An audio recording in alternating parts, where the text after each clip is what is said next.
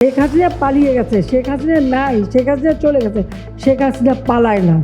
মানুষের যা হওয়ার হোক, দেশ যা রসাতলে। শেখ হাসিনা ক্ষমতায় থাকতে চেয়েছিলেন বল প্রয়োগ করে। পুলিশ দিয়ে কাজ না হওয়ায় তিনি সেনাবাহিনীকেও গুলি চালাতে বলেছিলেন। ঘটনাগুলো 2024 সালের 5 আগস্ট গণঅভ্যুত্থানের দিনের।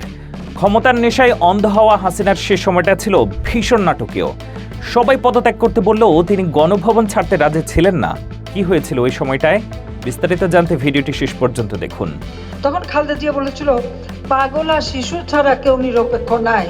2024 সালের 4 আগস্ট রাত 12টা থেকে সোয়া 12টার দিকে 3 বাহিনীর প্রধানদের সঙ্গে বৈঠকে শেখ হাসিনার পদত্যাগের বিষয়টি তোলেন তৎকালীন প্রতিরক্ষা বিষয়ক উপদেষ্টা মেজর জেনারেল তারিক আহমেদ সিদ্দিক। এতে শেখ হাসিনা রেগে গিয়ে জানিয়ে দেন, যা হওয়ার হবে, তিনি ক্ষমতা ছাড়বেন না। তিনি সেনাপ্রধানকে মেরুদণ্ড শক্ত করে কঠোর হয়ে বিক্ষোভ দমনের নির্দেশ দেন। এরপর তারিক আহমেদ সিদ্দিকী বলেছিলেন, সেনাবাহিনী গুলি চালিয়ে কিছু লোককে মেরে ফেললে বিক্ষোভ এমনিতেই দমন হয়ে যাবে।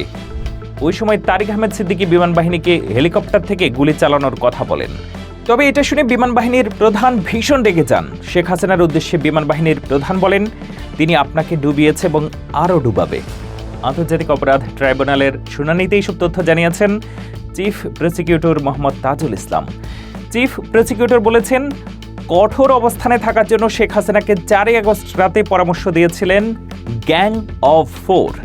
তারা হলেন আওয়ামী লীগের সাধারণ সম্পাদক ওবায়দুল কাদের, সাবেক স্বরাষ্ট্রমন্ত্রী আসাদুজ্জামান খান, সাবেক আইনমন্ত্রী আনিসুল হক ও সাবেক প্রধানমন্ত্রীর উপদেষ্টা সালমান এফ রহমান। তাদের পরামর্শ ছিল, কোনোভাবেই নরম হওয়া যাবে না। গণভবনে 5 আগস্ট সকালে একটি বৈঠক হয়। এতে তৎকালীন আইজিপি চৌধুরী আবদুল্লাহ আল মামুনকে দেখিয়ে শেখ হাসিনা বলেছিলেন, ওরা ভালো কাজ করছে, সেনাবাহিনী পারবে না কেন?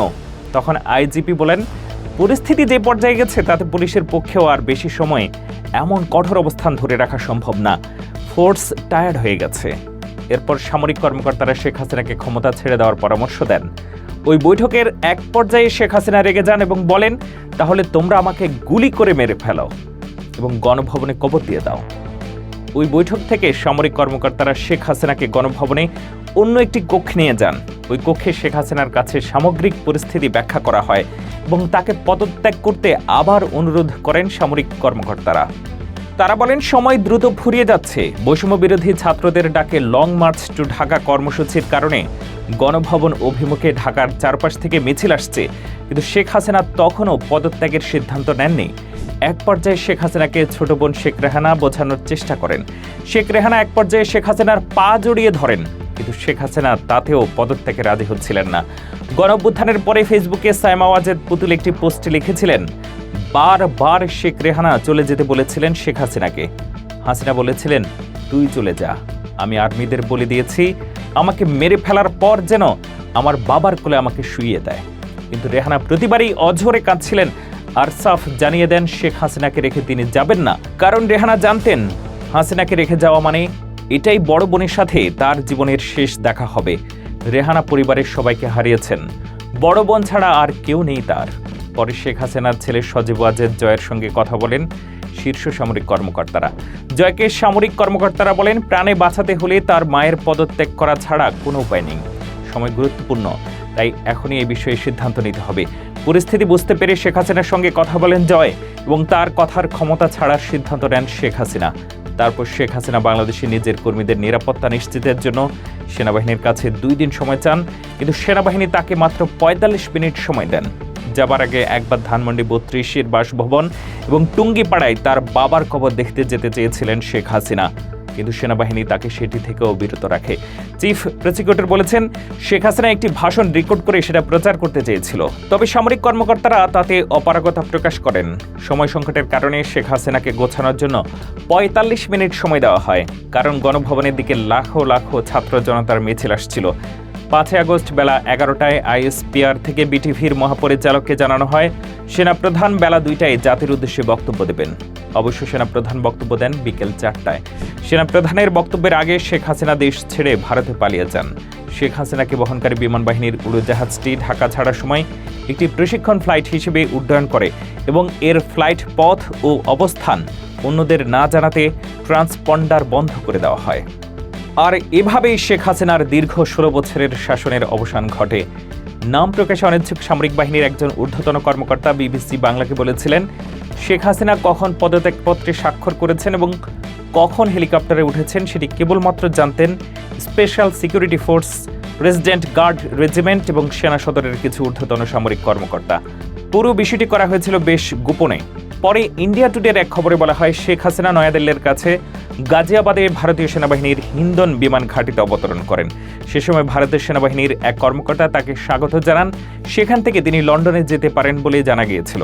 কিন্তু এতদিন পার হলেও হাসিনা দিল্লিতেই রয়ে গেছেন, কারণ দিল্লি ও মোদির সাথে তার রয়েছে ঘনিষ্ঠ সম্পর্ক।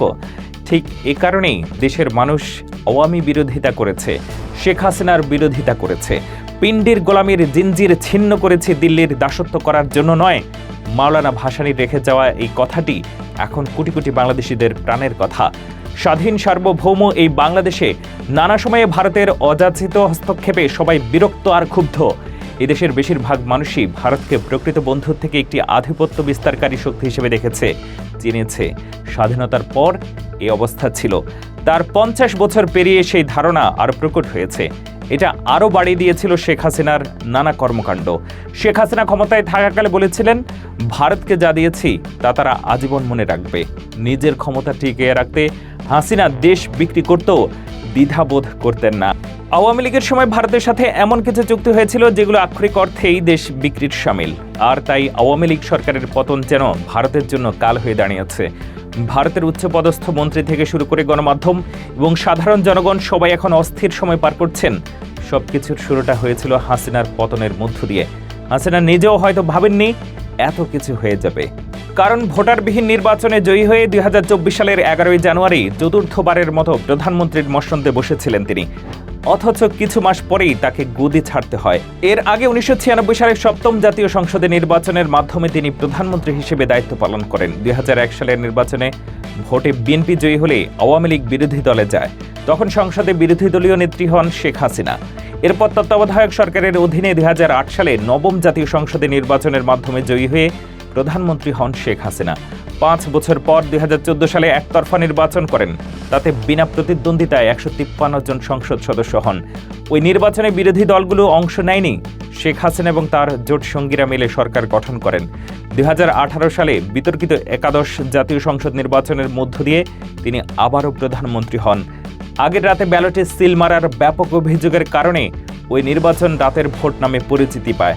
শেখ হাসিনার সমালোচকদের অনেকে বলেন তিনি বাংলাদেশে এসেছিলেন প্রতিশোধের রাজনীতি করতে।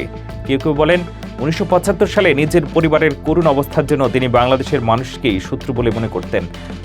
কথাগুলো পুরোপুরি না হলেও অনেকটাই প্রতিফলিত হয়েছে আওয়ামী লীগের দীর্ঘ শাসনামলে। লুটপাট, নৈরাজ্য আর অপশাসনের সর্বোচ্চ জোড়ায় পৌঁছেছিল বাংলাদেশ, যেখানে অনেকটা একনায়কের ভূমিকা পালন করেছেন শেখ হাসিনা। দেশের ইতিহাসে একমাত্র ব্যক্তি হিসেবে 5 বার প্রধানমন্ত্রীর পদে বসেছেন শেখ হাসিনা। তবে এর মধ্যে 3 বারই বিতর্কিত নির্বাচন করে তিনি এবং তার দল ক্ষমতায় এসেছিল।